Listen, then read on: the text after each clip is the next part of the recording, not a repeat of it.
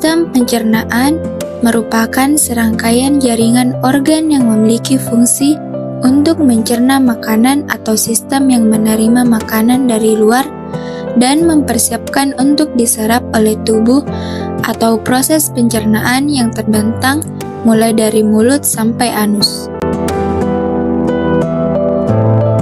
1.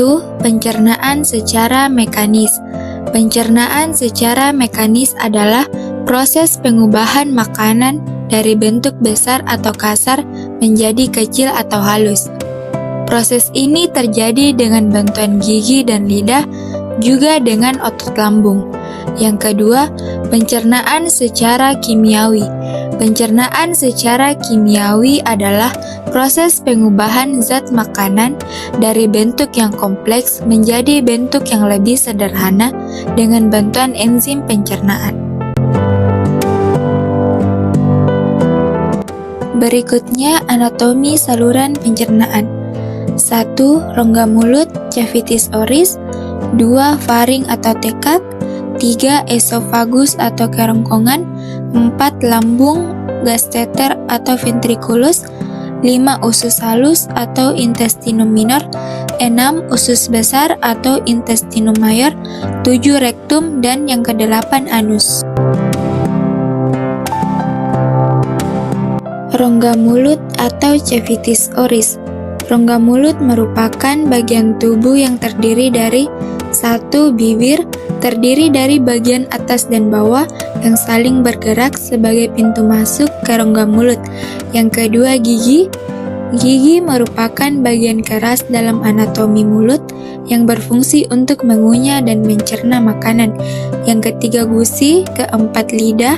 Kelima, amandel. Dan yang keenam, uvula. Selanjutnya, faring atau tekak. Faring terbagi menjadi 3 bagian, yaitu 1. Nasofaring. Bagian atas terdiri dari langit-langit mulut, lunak, dan keras. Yang kedua, orofaring. Bagian tengah terdiri dari uvula dan amandel. Yang ketiga, laryngofaring. Bagian bawah terdiri dari epiglotis dan saluran menuju esofagus atau laring. Kerongkongan atau esofagus. Kerongkongan adalah saluran panjang yang menghubungkan tenggorokan dan lambung. Panjang kerongkongan sekitar 20-25 cm. Dimulai dari trakea, batang tenggorokan, dan memanjang hingga bagian atas lambung. Pada bagian awal kerongkongan terdapat epiglotis. Lambung atau gaster. Lambung atau gaster merupakan bagian dari traktus gastrointestinal pertama, berada di intraabdominal. Letaknya berada di antara esofagus dan duodenum, berada di dalam peritoneum dan ditutupi oleh omentum, berada di daerah epigastrium dan meluas ke hipokondrium kiri, berbentuk melengkung seperti huruf J. Oblik, miring atau melintang dari kiri ke kanan, menyilang di abdomen atas tepat di bawah diafragma. Fungsi secara umum: menyimpan makanan, produksi kimus, digesti protein, produksi mukus, menghasilkan enzim-enzim dan hormon pencernaan. Enzim pepsin memecah protein dalam makanan menjadi partikel yang lebih kecil seperti peptid dan asam amino. Lipase berfungsi memecah lemak menjadi asam lemak dan gliserol, zat gula yang mengandung alkohol. Asam klorida atau HCl berfungsi memecah protein dan melawan virus atau bakteri dalam makanan. Hormon gastrin berfungsi merangsang produksi asam lambung dan membantu pergerakan lambung saat mencerna makanan. Produksi faktor intrinsik, suatu gliprotein yang disekresi sel paritel.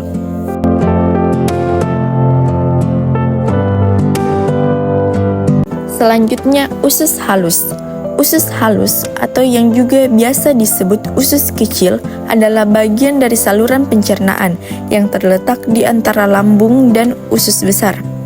Usus halus merupakan tempat sebagian besar proses pencernaan dan penyerapan nutrisi makanan terjadi. Usus halus terbentuk dari otot dan membran yang dapat mengerut erat dalam rongga perut. Usus halus memiliki panjang sekitar 6 meter dan diameter 2,5 cm.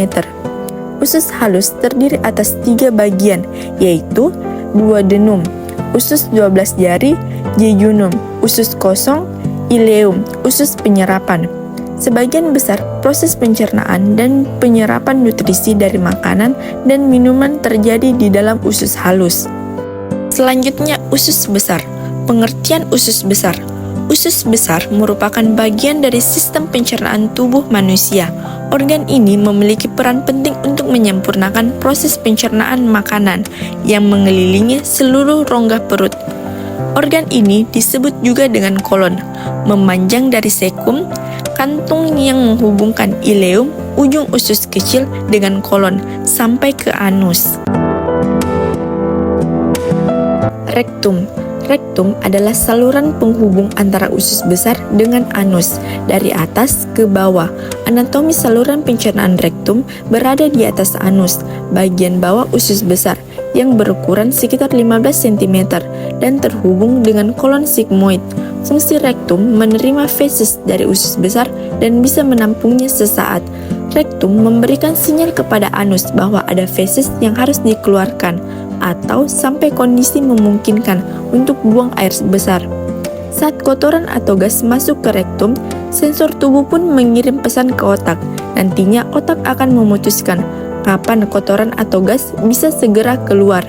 Jika gas atau kotoran bisa keluar, sfinkter akan mengendur dan rektum berkontraksi. Sebaliknya, jika gas dan feses tidak bisa keluar, sfinkter akan mengencang dan rektum akan menyesuaikan sehingga ingin buang air besar hilang sesaat.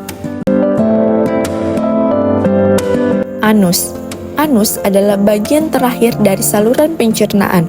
Organ ini adalah kanal sepanjang 2 inci yang terdiri dari otot dasar panggul dan 2 sphincter anal, internal dan eksternal. Lapisan anus atas mampu mendeteksi isi rektal ini, akan memberitahu apakah isinya cair, gas, atau padat. 1. Defekasi, di mana proses tubuh membuang kotoran sisa pencernaan dalam bentuk feses. Defekasi terjadi akibat adanya reaksi otot pada dinding rektum yang dipengaruhi oleh sistem syaraf otot. Yang bereaksi tersebut adalah otot sfinkter. 2. Mengatur keluarnya feses, di mana proses ini mengatur pengeluaran feses sesuai dengan apa yang kita inginkan. 3. Menahan BAB di saat tertentu, di mana proses ini terjadi karena adanya kontraksi otot, sfinkter, serta levator.